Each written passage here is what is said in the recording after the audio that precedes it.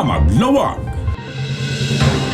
Top 5 ti Syudad ti Lawag kadagiti kakaaduan ti nagbakunaan iti first booster shot ti Intero a Region 1. Gapu daytoy ti naiget a programa ti panagbakuna kontra COVID-19.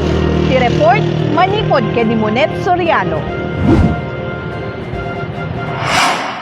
Malaksid iti City Hall, Tiendaan, Lawag City General Hospital, Barbarangay, House to House. Agturturong pa yan ti vaccination team kadagiti na dumadumang opisina ken establisimento tapno lang agbakuna ti booster kontra COVID-19. Kas kumati opisina ti City Agriculture Office iti Barangay Kamanggaan iti Syudad ti Lawag. Sir, dapat ag-booster rin tapno adapi nga maprotektaran tayo nang nangruna dito COVID-19.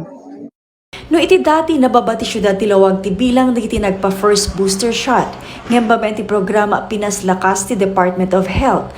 Top 5 ti Syudad ti Lawag kadagupan kadagiti top 20 local government units iti Region 1. Nasurok 11,000 digiti nagpabakuna na yuswat iti July 1 aging gana iti October 8, 2022.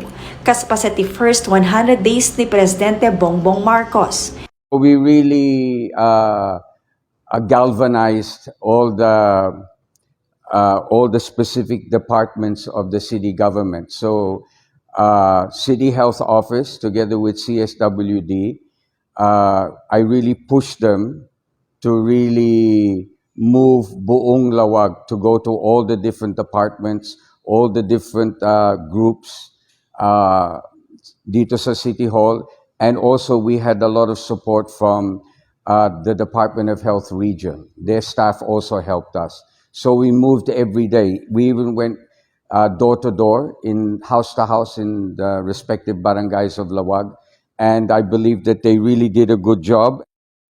Ngem no pagtitipunan dagiti nag first booster shot ti Syudad ti Lawag sakbay ti July 1, 2022, umaboten tinasurok 31,000 dagiti nabakunaan wenno 37% iti eligible population. Masapul pa iti agrup 8,000 aging gana ti 10,000 anayon ang mabakunan iti daytoy atawen. Tapno magunudan ti 50% accomplishment ti first booster akas kalikagom ti Department of Health. Nagyaman ni Mayor Kion iti City Health Office, City Social Welfare and Development Office, ken aminen a national ken local agencies iti panagtitinulong tapno adupay ti mabakunaan. Immapela ti mayor kadagiti umili ti inda pa nag-booster shot tapno maproteksyonan ti bukod da abagi.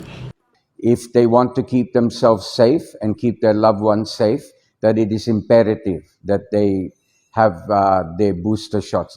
Inkarimet ti City Health Office itagtultoy a kinagresibo ti panagbakuna ken adda ti makaanay a bakuna. Kaya tayo kasi it only shows nga dito yung nag 2 weeks tayo lang na kaya tayong produce ti 7,000 within 2 weeks. So no dito remaining nga backlog tayo nga 8,000 aging ganit end of the year. Kayang-kaya tayo kasi han tayo met nga agsardeng daily nga agbakbako na tayo lata.